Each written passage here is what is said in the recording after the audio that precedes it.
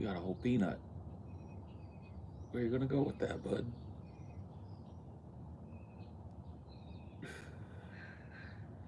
Where'd you find a whole peanut? A blue jay with a peanut. Fun.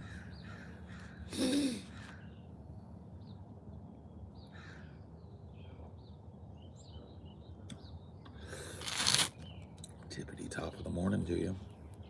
Hello, hello.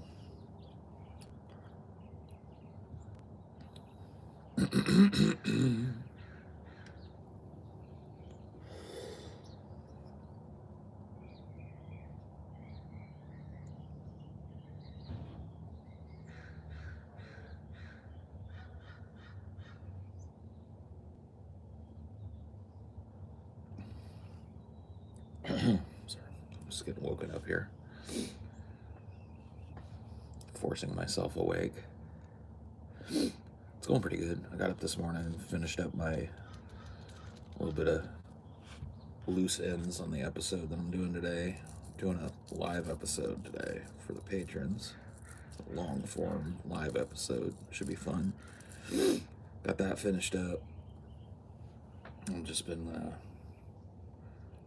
I don't know, waking up.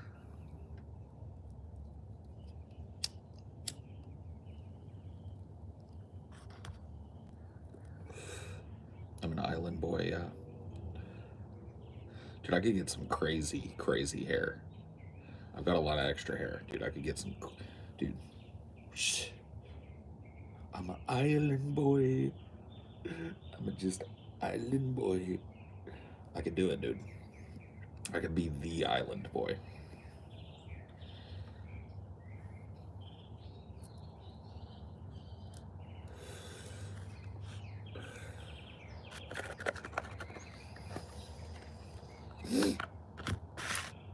Ooh.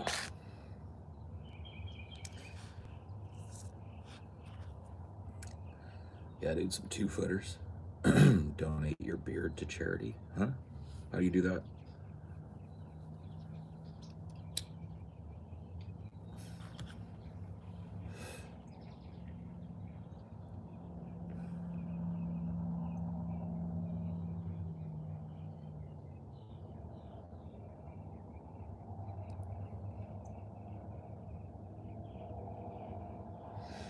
Oh, anyway, what's going on in the world? Hmm? You don't think charity wants smoker hair? Dude, they'll take it. They'll take it and they'll like it. They'll thank me for it. Dude, my hair doesn't, I mean, maybe it does right now, but if you just give it a good wash, it doesn't smell like cigarettes. Just gotta give it a good scrub. It has a little smoky flavor right now.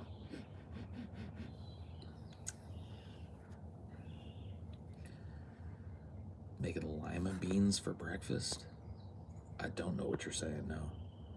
Looked into some of my locks. The fact that I smoke makes it worthless by their metric. Oh. I'll just tell them I don't smoke.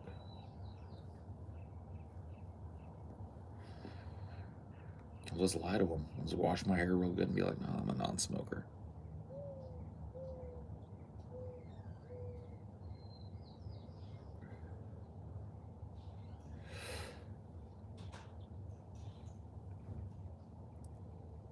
Maybe I should. Maybe I should sell it all.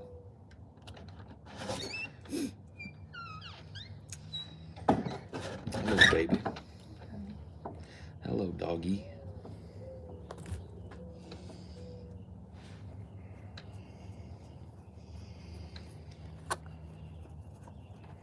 Oh. Oh, what's so appealing about Texas? Why did I say Texas was appealing?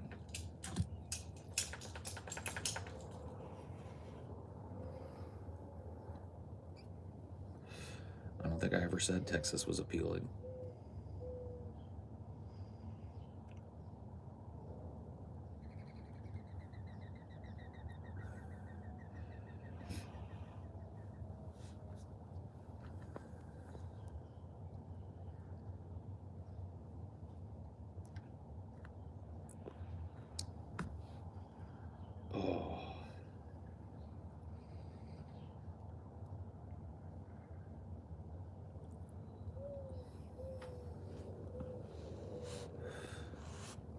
Chat's more sleepy than I am today.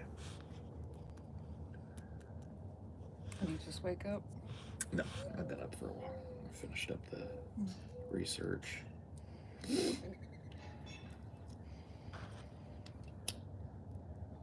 Wake up, chat. It's Yeah. your excuse. Got no excuse. I'm still a little sleepy, but come on. Be awake.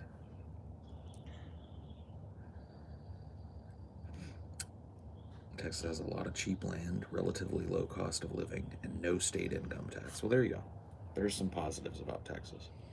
I can't deny any of those. There's plenty of other states that have no income tax, so. True. They might not have as cheap a land, though. No. Depends.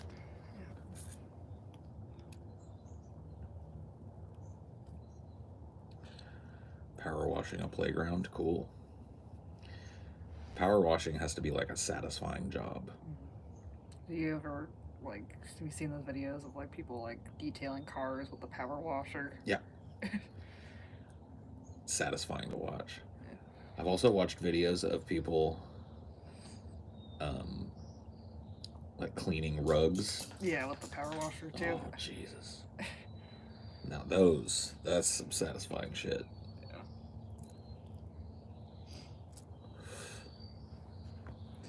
I'm asking because friends are moving to Texas. I asked them why, and they said they didn't know. Yeah, I don't know. I mean, I moved to Texas because it wasn't California. And at that point in my life, I was looking to get out away from everybody and everything in California, so. What a lot of Californians do is go to Texas. It's true. There's a lot of population exchange between Texas and California back and forth. I think it's because, like, they're afraid of being in a tiny state. They're like, I still want a big honking state. There's definitely something to it. I don't know if that's like like something that's in the front of people's minds when they do it, but there is definitely something about living in a bigger state. Yeah.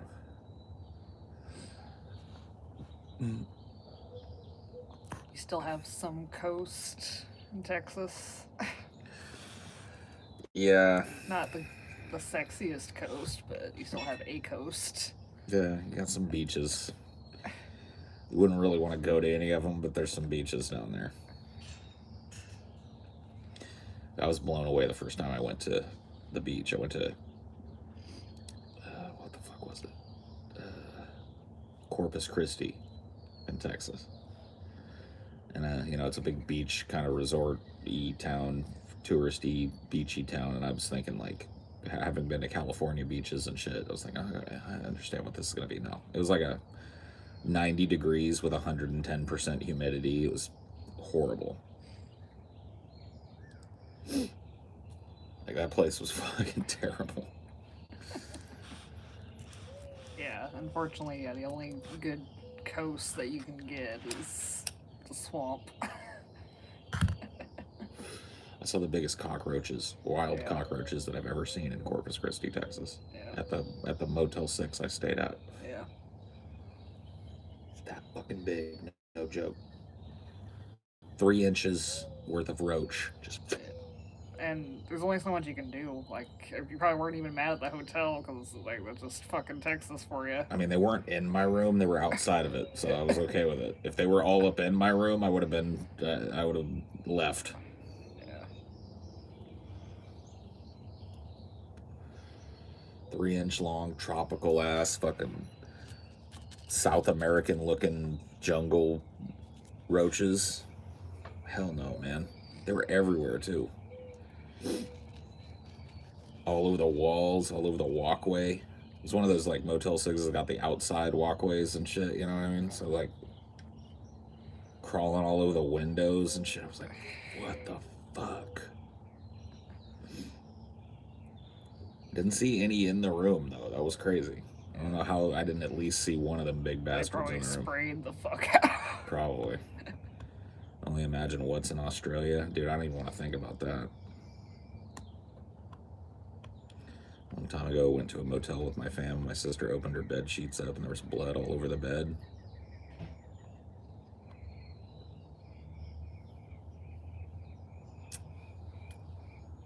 Well, that could be a variety of things. That could be a period.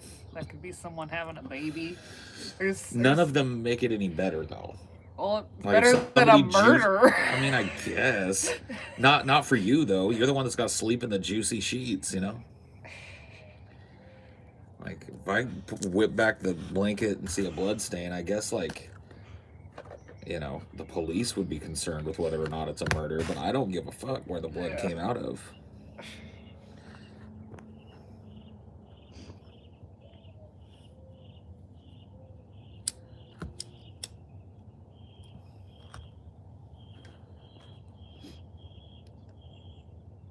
Stay in my college dorm, having stink bugs everywhere. It freaked me out.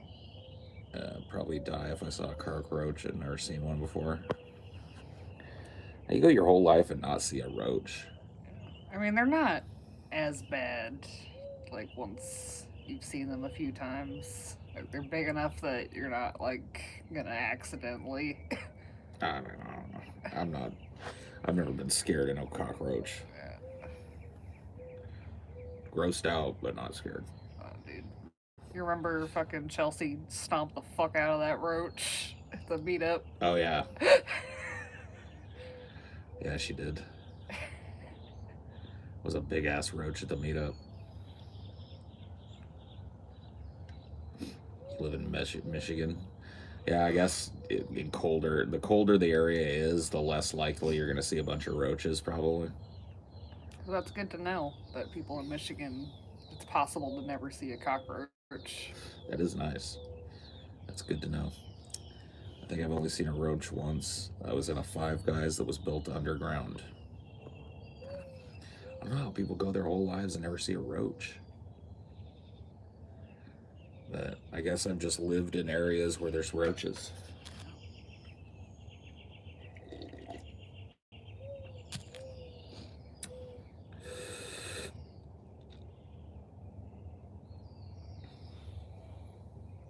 I had to get over it when I was a kid because this one place my dad was staying at in Florida, they were just everywhere. And there was just nothing he could do about it. It's like you're I just think gonna that's have to just. suck it up. I think that's just Florida. I think the farther south, closer to the equator you get, the denser the cockroach population becomes.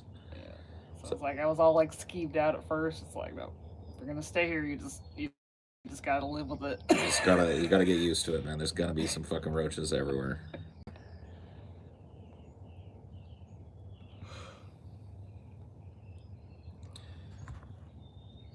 I feel like they're overhyped as a baddie. Roaches, yeah. They're annoying little creatures, but did you eat a cooked roach for $500? Yep. I'd probably do it just to try it, to be honest with you. Like, I've heard that bugs are pretty good. Dude, look at Dino. Worshipping the sun. Look at this sun worship here.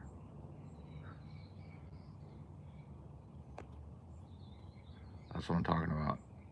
Dinor's meditating. See him? What are you meditating about? Oh, focus meditations. Yeah, man. Yeah, his penguin sweater is awesome.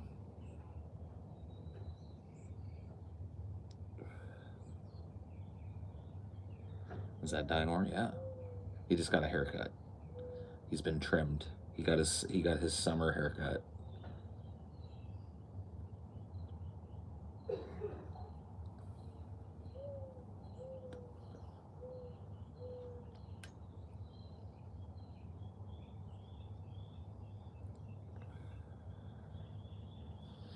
The Dusty D.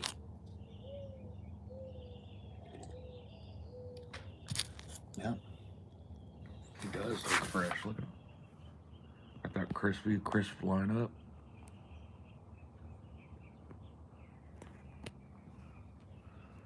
Got the sassy bandana. The pink penguin Bape sweatshirt.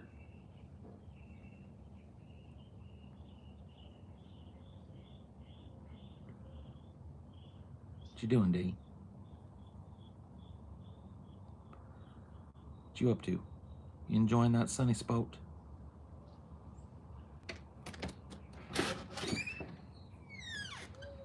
Enjoying that sunny spot?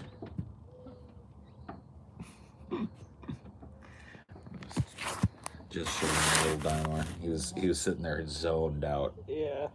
Eyes closed, just like sun worshiping. I got that coffee started for you. Oh, thank you, man.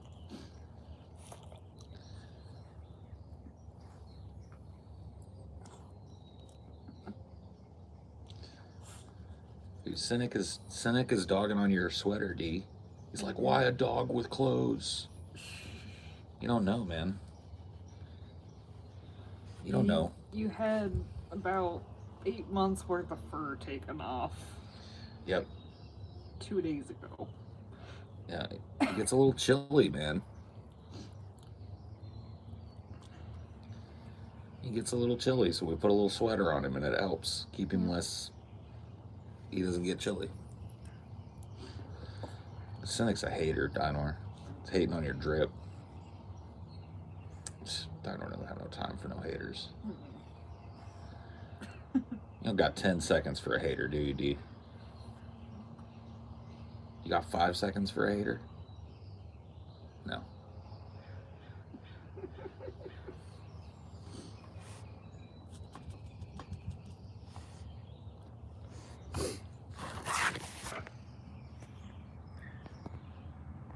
No haters.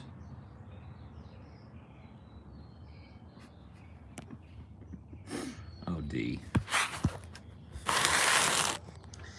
Oh, D. Go see Daddy?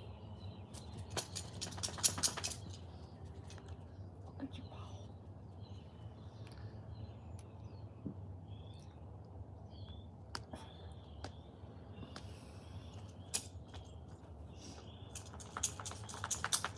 Where's your bow? No.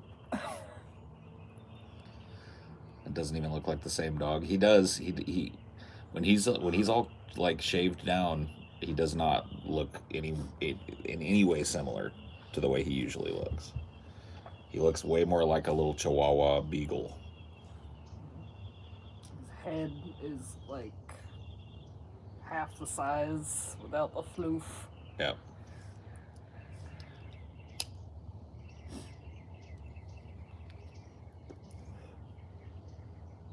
Yeah. I imagine like full-blooded Shih Tzus look pretty weird without hair. Oh God, yeah. You almost never see him that way. Yeah. There's probably a good reason for that. Yep. I still have my T-shirt of Dinor that Jim Ass drew. Me too.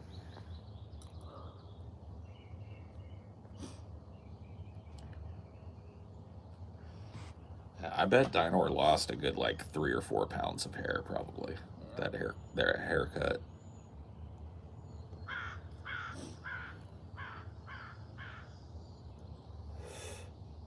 I guess they don't look that weird. No. Actually, kind of like similar to Dinor. Yeah. Like Just the got the little turkey neck. Yeah, they got the little turkey neck and the bug eyes. Cute.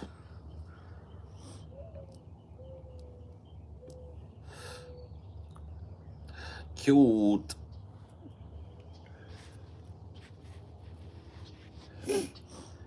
Do that a little Snake Island mention that I made on Onion Nuggets. Apparently got the subreddit all aflutter. Yeah. Hadn't been in a few days. I went and looked. It's just like people coping hard about, like, especially about the Snake Island thing directly. Yeah. They're just like, well, it did happen. It just, they didn't die. And I was like, well, the fact that they died was the whole point. Yeah. Like, literally, people were like, oh, they died heroes. These heroes. Oh my God, they fucking died heroes, bro. They didn't even die. Like, that makes it a complete non-story. That completely undermines the entirety of the story.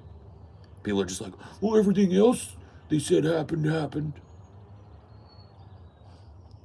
They told to surrender, they said no, and then they did. Just like, man, dude, they're huffing mad copium. Yeah. I think Ilhan Omar is the bellwether. Because, like, she was opposing, like, a big additional aid package to Ukraine because she didn't want another Afghanistan to happen. I tend to believe her considering she's from Somalia. I feel like She probably has a little bit of insider knowledge about what happens when America dumps $1 billion of untracked and unsanctioned weapons into a fucking destabilized country. And she probably realizes, and like, this is the thing, it's going to take people a year, 8 months to realize that we've armed a bunch of fucking extremists, and those weapons, there's like no way we can track those. They're just handing out guns to people straight out of America. It's like no fucking oversight, no fucking nothing. Just and then the real thing that fucked up Afghanistan and what might fuck up Ukraine is, are we going to rebuild after the war is over? I don't even know I don't even know if we can start talking about that yet, because this war is not going to be over forever. Yeah. But I think that's the main crux of it, is like, if you don't rebuild after, are people still going to be hot to trot about Ukraine by the time it's over, wanting to fork over another 10 billion? No. By the time it gets to that, people have changed their minds. Yeah. I never even heard about Snake Island. I'm so tuned out of this whole thing. Let me help you tune out a little further.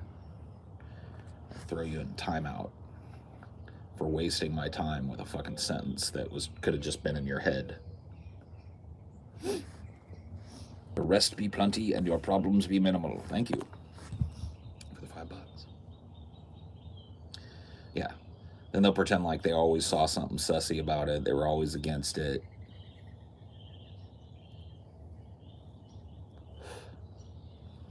Subreddit is basically the banned from Highdeology support group at this point. Type in Paul is a retard and collect your 6 dozen upvotes. Yeah. Yeah. It's just fun to check every once in a while. And that one really, like, that stuck in a lot of people's craw. There was a huge, like, influx of, like, Voshy types when TJ started going on Vosh and shit. And that was, like, that just never stopped, man. I noticed there was more, like, hate comments on the last episode you did yesterday, which is probably a good sign, because you want people that don't know you to be mad at you and still watching your shit. Yeah, why not? I don't care. Their eyeballs are what I want. I don't care if they like me or hate me. Their eyeballs are what I'm looking at. But I just like, where are all this hate coming from? It's like, oh, that's a good sign. Yeah.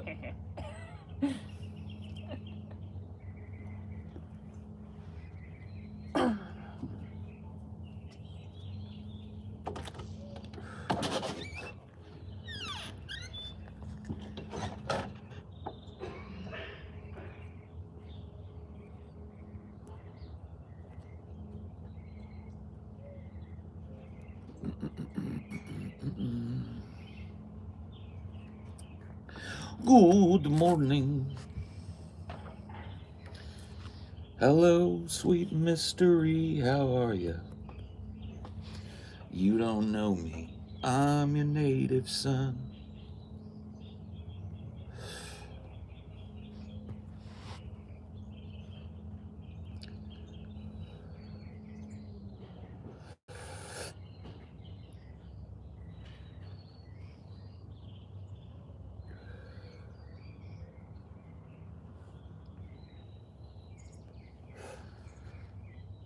I admit I was wrong and let emotions cloud my judgment. I was swept up in the lies.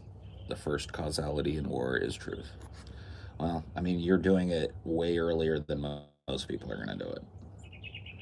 So I guess you can at least take comfort in that you're not going to be like standing on an ever shakier ground every fucking day, justifying the continued fucking mass arming of a state against another state, continuing proxy war, continuing American involvement in international affairs, continuing American imperialism.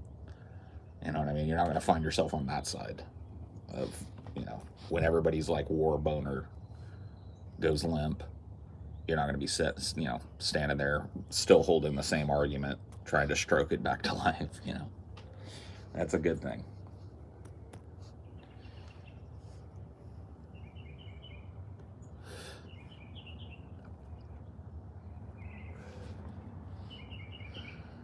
Is atheism wishful thinking? No painful afterlife after being bad. Wishful thinking. Given that the alternative is literally like a textbook definition of wishful thinking, like I'm going to go to heaven and see my dead relatives and live with Jesus for eternity, I would say that like it's a little less wishful thinking than your average religious position, but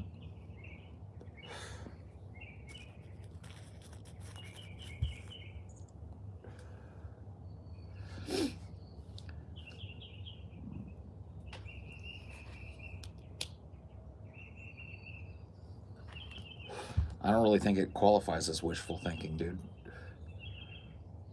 The default position of I don't believe that is wishful thinking because somebody came up with some weird magic story about how you live forever after you die.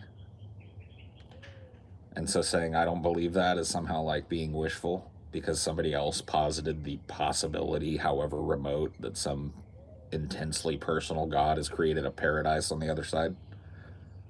That doesn't make a whole lot of sense, man. It's one of the things that you see happen a lot. At least, I see it happen a lot.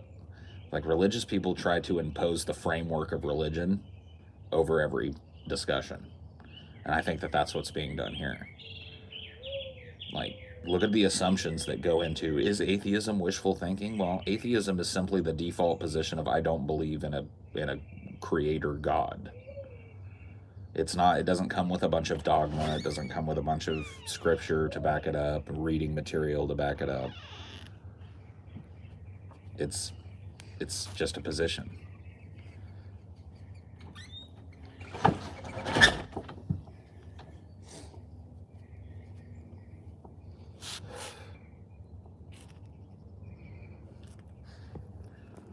You're in for a belly laugh or two when you finally croak. Of course you live forever, but not in some gay heaven. It's way cooler than that. All right, Cynic.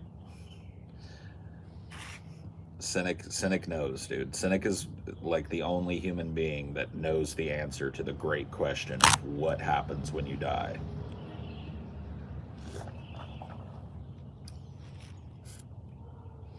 Guess you'll just have to wait and see, but see, this is one of those things that I love about people that have like some kind of metaphysical, religious kind of undertone to them, is like they will use the unknowable as an example of why you're wrong, and they'll try and hold like some kind of superior position over you because they don't know and you don't know.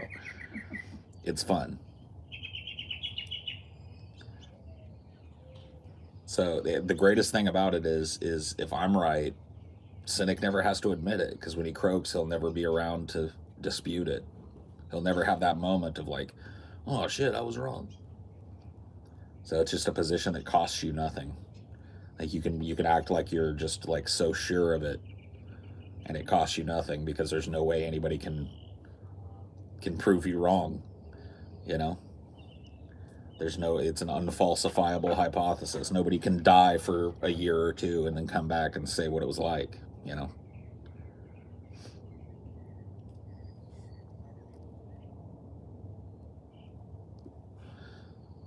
So if you keel over and croak and just turn into worm food, there's nothing left of your consciousness to realize that you were wrong.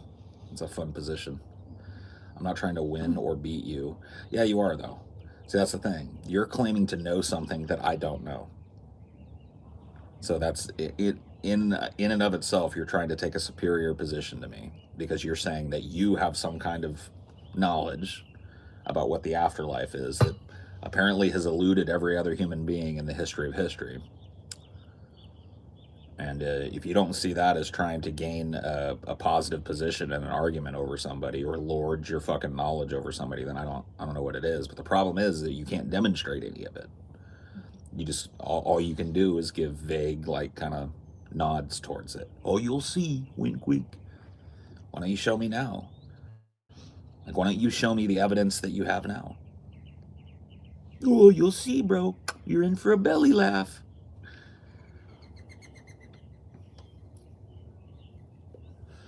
You can come to know it through a series of actions that includes ayahuasca. Bro, I've been on probably way, way, way more psychedelics than you have, bro.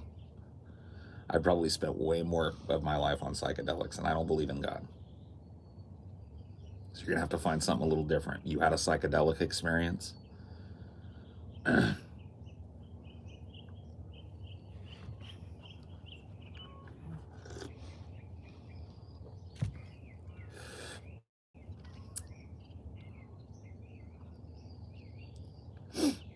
Probably not, dude. Have you done DMT? No. But I've been on mushrooms, acid, multiple times since I was a teenager.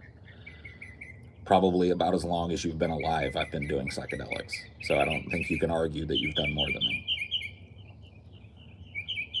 You may have tried different ones that I haven't tried, but you can't claim unique psychological knowledge of psychedelia. I've been on psychedelics, bro. You're 36? Okay, so I haven't been on psychedelics since you were born. I dropped acid the first time at 5, not 4, so.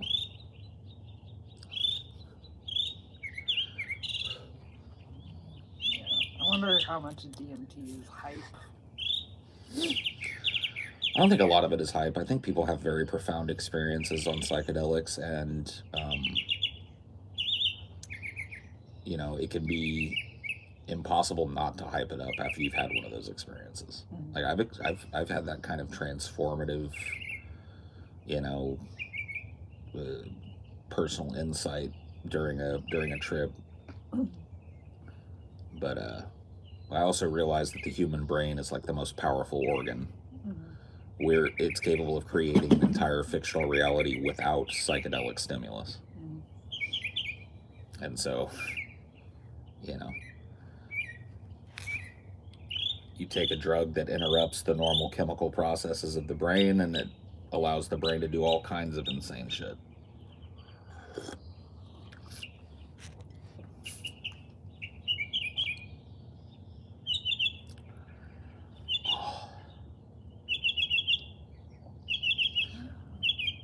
Taking anything for it yet? Mm-mm. I might get you some. Maybe. Give me a couple of, mm-hmm. maybe 3. Let's start with a couple. Okay. It's still early yet, babe. Just Advil. Take like 9 of them. My whole jaw hurts, bro. Got my first root canal yesterday. And man, I'm just sore. They drilled the fuck out of me, man.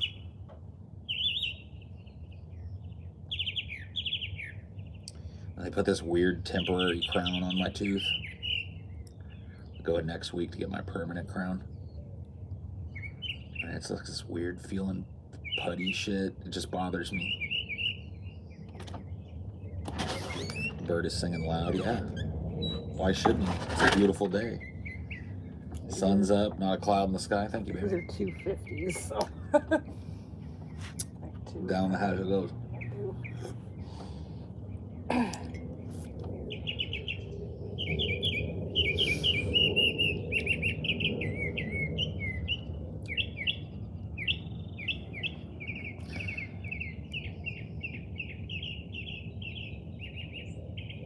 Surprised you've never had a profound experience on LSD or shrooms. It happens often for me. I just got done telling you I've had multiple profound experiences on LSD.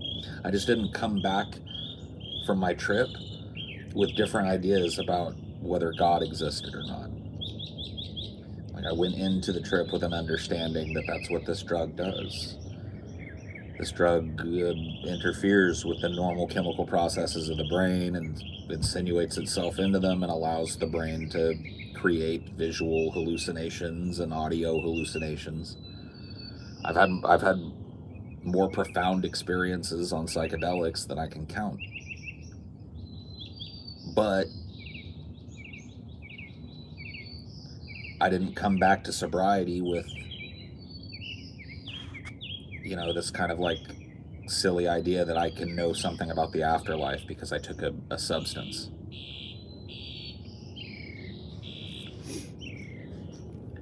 You're assuming you can trust your senses in the first place? I understand the basic idea of sensory input being limited and stuff, but what choice do I have but to trust my senses? I live in the physical world.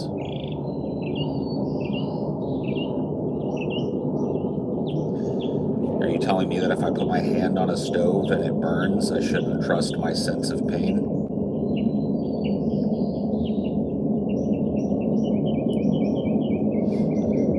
Yeah, it's interesting. Like I don't really have no hate for you, man. Like I'm not trying to be whatever. Like you can believe what you want to believe, but you have to understand that like you're far from the first person in human history to take a psychedelic substance and come back and claim to know the face of God or some shit.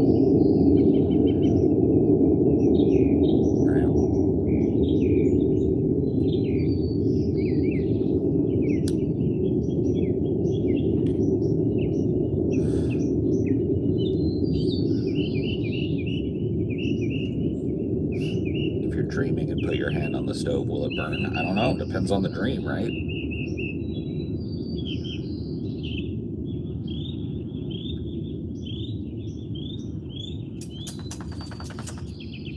I'm God, huh? Shit. What a disappointment God turned out to be.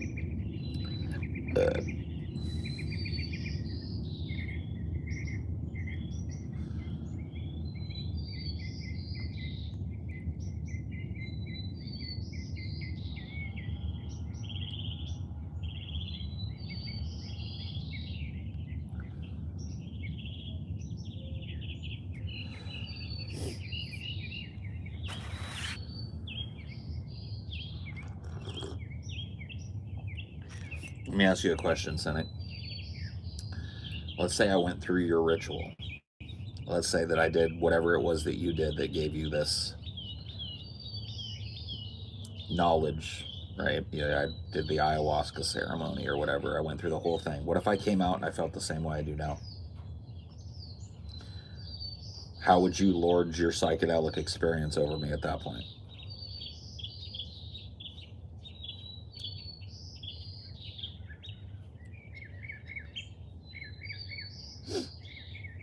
Because you realize there's a really good chance that that happens. So how do you deal with it at that point? I did the exact same thing as you, therefore I should have had the experience, right?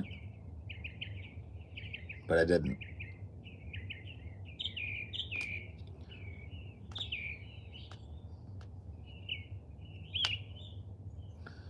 But then at that point, you just got done telling me that I can know it too if I do this, this, and this. I can know what you know. In order to demonstrate what you know, I have to take a bunch of drugs. So what if I did it? And I came out the other end and I was like, yeah, I still think it's bullshit. I just had a profound psychedelic experience on a crazy concoction of drugs, and I'm back from it now, and reality is still reality.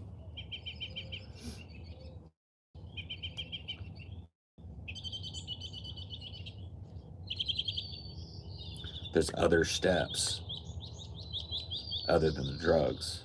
Oh. What kind of stuff do I gotta do?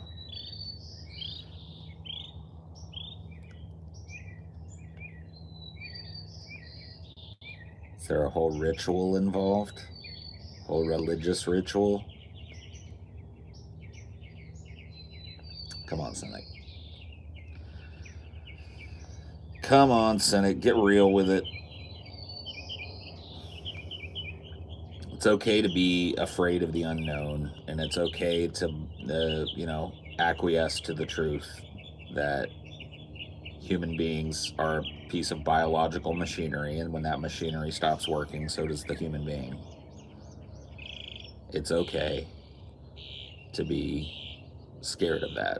You don't have to fill in the blanks with a fantastical belief system. It's okay. You were okay before you existed, and you'll be okay after you exist.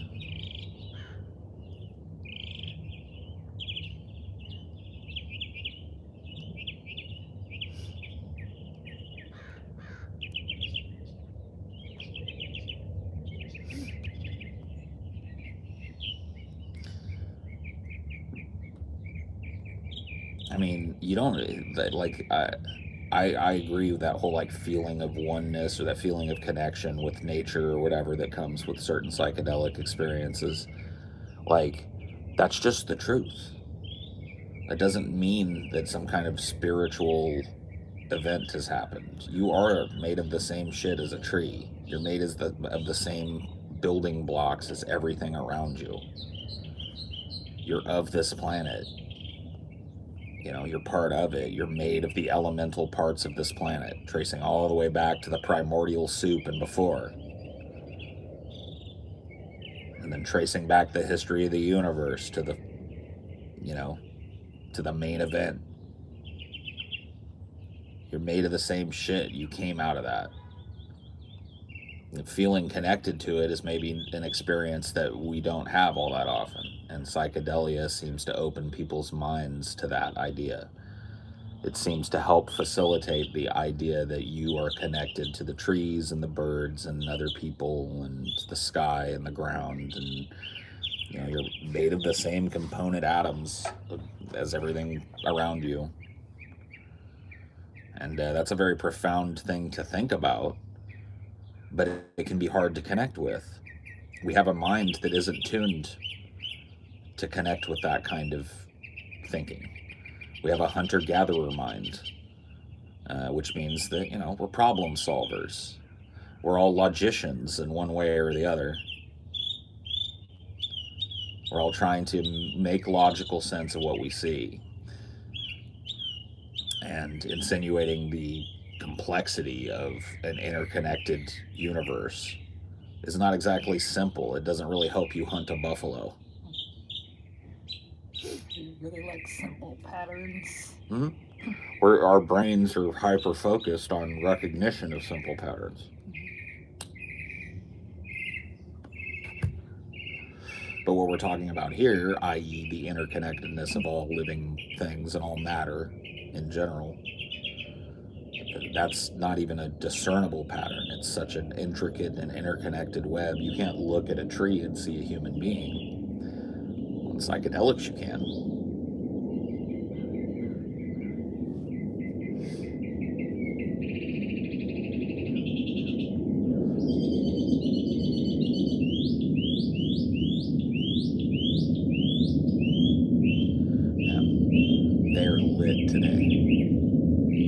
Has fucking sprung along the worm moon, got them all randy. There's a whole ass concert going on today.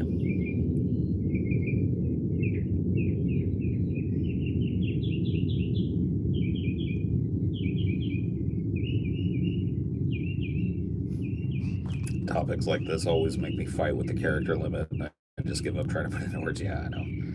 It does kind of suck how limited you guys are character-wise. I mean, if it wasn't though, you'd have people do those stupid spam posts that are like one word and then 50 spaces. It's a shame, but you're absolutely right.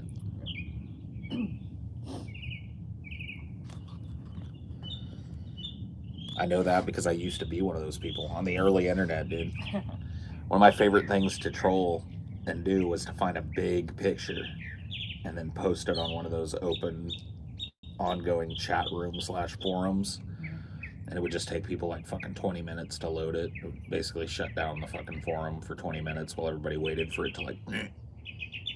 And I couldn't do anything else. Yep. I had to wait for the fucking message to load.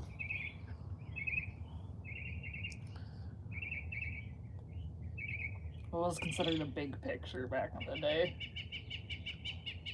I don't even remember what size they were. Definitely tiny by today's standards. Like on the early internet, like I remember the fast standard was a 56K modem, so 56.6K baud, which is how they used to measure data transfer. So baud was the old way that they used to do it. But when I was first on the internet,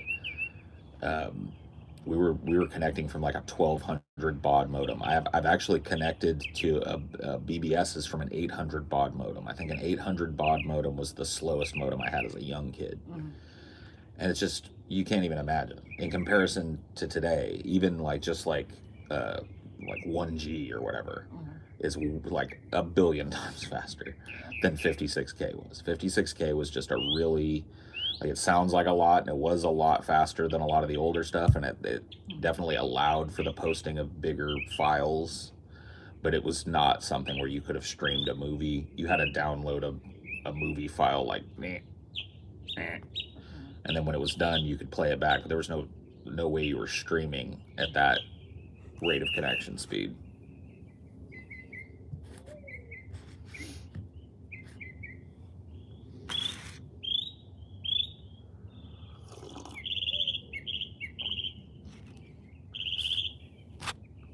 When did you start using the internet? It's hard to say, because like the modern internet is so much different than how it started. So my first experience with connecting a computer to another computer and having them exchange information was on the kind of like proto websites that were called BBSs. So people would host a website directly from their computer, and they would leave an open line modem open all the time, and a certain number of people at a time could dial in and view what that person had created. And it led to some really creative stuff. There was a lot of fun stuff I did, and a lot of really complex stuff. There was a text-based game. I can't remember which one I played, but the name of the games were MUDs. So it was like a multiplayer game, but all text-based. So it would explain to you via text. Like, you walk into a room, there are 4 torches lining the walls, you see 3 other people here,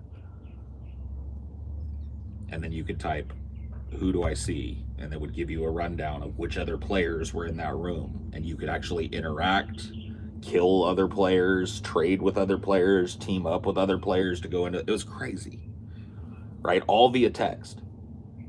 Yeah, MUD stands for multi-user dungeon. Yeah, a text-based MMO. With all the complexity that you would expect from that. Equipping items, cursed items, stats, all this shit. So that was crazy. I was a little young to really get into them. I remember I had a hard time getting very far in the MUDs, so I'm not going to claim that I was like, super into them, but as a little kid, I remember playing them.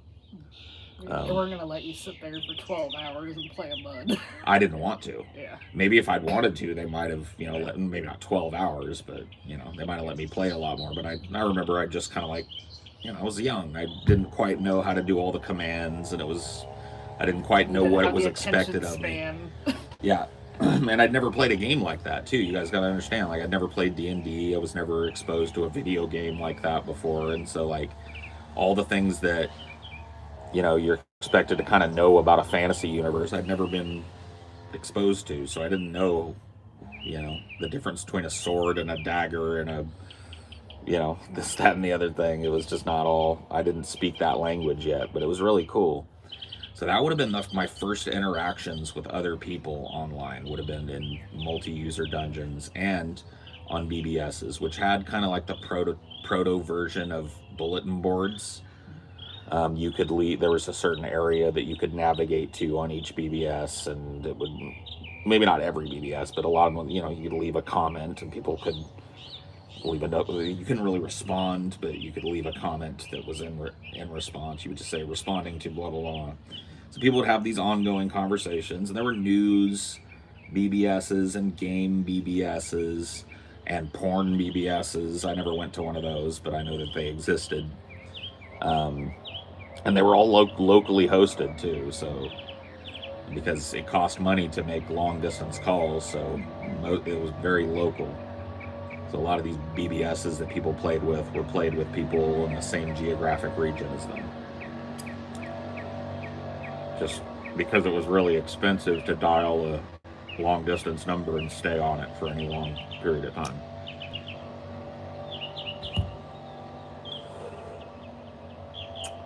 So, yeah. And BBSs were basically just like web pages, you know what I mean? Like somebody's personal web page where they have what they're interested in, or sometimes they would, you know, treat it more like a news site. It just depends, you know. If you found a good one, it was cool to go back and look at it and see the updates on it and stuff. It was definitely like the great granddaddy of the modern web page. So that would have been the first interaction, but that's not the internet. You have to understand that's just peer-to-peer connection, which is how the internet started. I mean, it's what the internet's based on, but on a grander scale, right? And then my first actual dealings with the internet, once the 56K modem came out, people started to get like these local ISPs, they were called, internet service providers. You'd have a local dude that hosted a bunch of, you know, a connection to the whatever the California main line was, and then out to the national, blah blah blah, and you'd pay a certain amount of money every month, and you could connect your computer. Oh, this is gonna be on. This is awesome. I love this. This is just what the morning needed.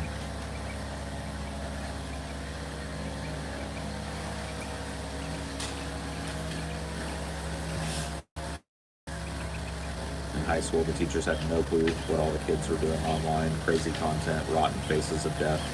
Yeah. No, I know. The early days of the internet were crazy.